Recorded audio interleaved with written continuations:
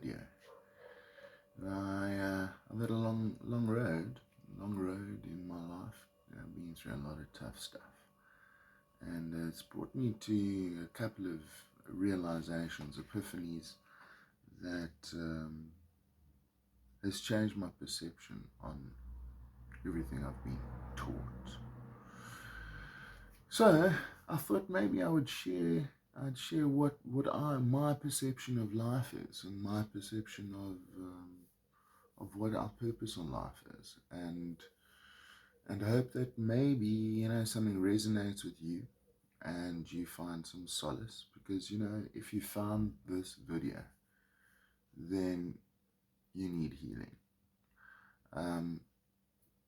I've managed to take a hard look, a lot of self introspection, and I asked myself, why is this happening? Why is this happening to me? And if you ask that question enough times, and this is the key. You got to spend some time by yourself, man. You got to spend some time without distractions.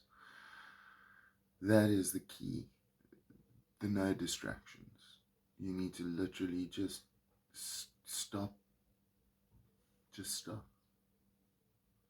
I was kind of forced into that through COVID, through my separation and then divorce, and the countless times that I've had to pick myself up and keep going.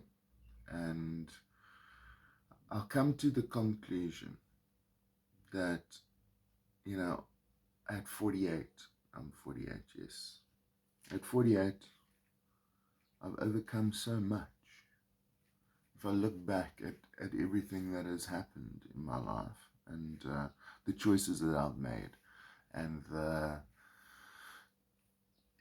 just the stuff that I've found myself in, and what have I learned from those scenarios, and it's completely changed me, completely changed the way I think about life, and how to navigate it, and listening to my intuition, listening to the language of God, and my perception of God has changed. And I think I'm going to start on that point, because in order for us to change our perception of a historical belief system, we need to be open-minded enough to challenge our old way of thinking, and to give the new way of thinking an opportunity, factually and all that stuff, to actually present itself, and you to make up your own mind. So I think that's where the free will is, right? It's just our perception of what's going on, I myself and can sit with a mate in a car, and we'll both have the same experience, but our reaction to that experience is completely different. So how do two people experience the same thing but perceive it differently? And when you start to look at life from that perspective, you try not to judge other people for the things that they do, just because it's not what you would do.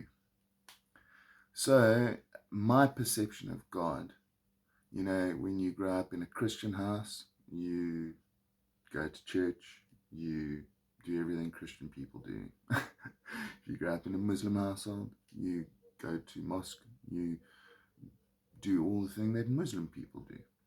Same as if you're a Jewish person, and so what I realized is that there are all these patterns. We all have some kind of a calling to something outside of ourselves that is our savior and our everything that we put our trust in. And when you start to realize that you and God are actually not very separate, in fact, you're not very separate to anything that happens in your life. And when you start to live a bit more consciously, so in other words, you take note of the things that you wouldn't normally take note of. So, some of the marvelous, okay, I'm straying off the point. So, God for me is not this old man with a beard in the sky, in heaven, who's judging you. He's going, oh, you did something wrong. I'm going to whip your ass. No, I don't believe that. Why would he? What's the point? I mean, really, think about it. God is everything that we don't see. I believe is the 80% of what they call dark matter. And that is how that little butterfly just carries on fluttering by past you. You observe this butterfly. It happens autonomously. It happens all by itself. It turns into a butterfly from a caterpillar. I mean, what a transformation. Isn't that fucking... I mean, we always go back to the butterfly and the pupa. Pupa. It signifies massive change. And part of that massive change is stress, it's uncomfortable.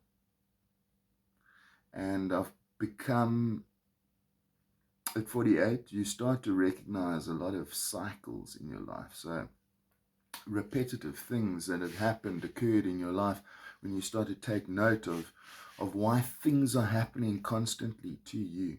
And I've come to the conclusion that nothing really happens to you. It happens for you. Because if you're not listening to the communication from God, and God, I use that word with the utmost respect, in a sense that I don't believe it's a person. I believe it's energy. Energy, we're all energy, right? And God is energy.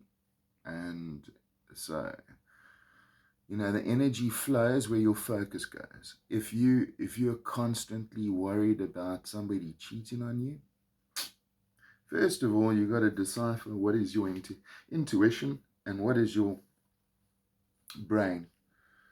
You see, your brain, you've got to be careful. That fucking brain will tell you lies, I tell you. If left unflipped and controlled, your brain is going to tell you lots of lies. And you've got to realize that your brain is just a muscle. It's just a muscle. It's there to protect you from doing the wrong thing again because of something. It goes to fetch a memory and goes, remember that last time when you did that. You got hurt, remember. You need to guard yourself in this and da-da-da-da. But meanwhile, that happened 10 years ago. You're not the same person anymore. You don't make the same decisions anymore. You don't think the same way anymore. So why is your brain going to fetch a memory that's so outdated anyway? Yeah? You need to decipher when to engage your brain into something that's rational and that is going to, engage in it. Use it as a muscle, like a muscle. Use it like a muscle. If you leave it, it'll just carry on producing stories. It'll just produce stories.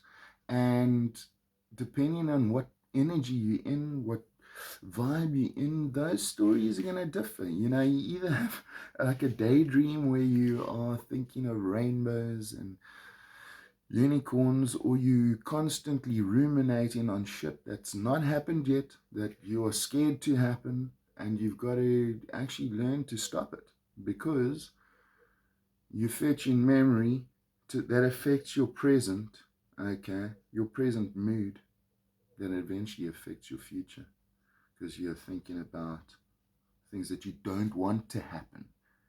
But God doesn't know that. You've got to understand there's a communication constantly happening between you and God and everybody around you. And 80% of that communication is non-verbal. The only difference is, you have a lot of conversations in your head with yourself. You know, you walk into a room and you go like, oh geez, I wonder if everyone can see there's a mark on there's a stain on my shoe. Like, you're so worried about yourself, but everybody else in the same room's having the fucking same thoughts. They go, oh, I wonder if so. But meanwhile, nobody's looking at anybody. You're just staying there and giving yourself self-judgment. I mean, really? Do we really need that? You know, if you're honest with yourself, really, all the shit that's happened in your life, you've thought about at least once. And you know what? You need to actually stop. The art of changing your life around is to rather think about the stuff that you want to happen and not the stuff that you don't want to happen. And that concludes my first video. And I hope to see you guys soon. I'm just going to put it out there. There's going to be another one probably tomorrow. I might actually just shave for that one. Brush my hair. Sorry about that. But you know, when the message comes, message comes. I'm Greg Carr. Thank you for your time. Ciao.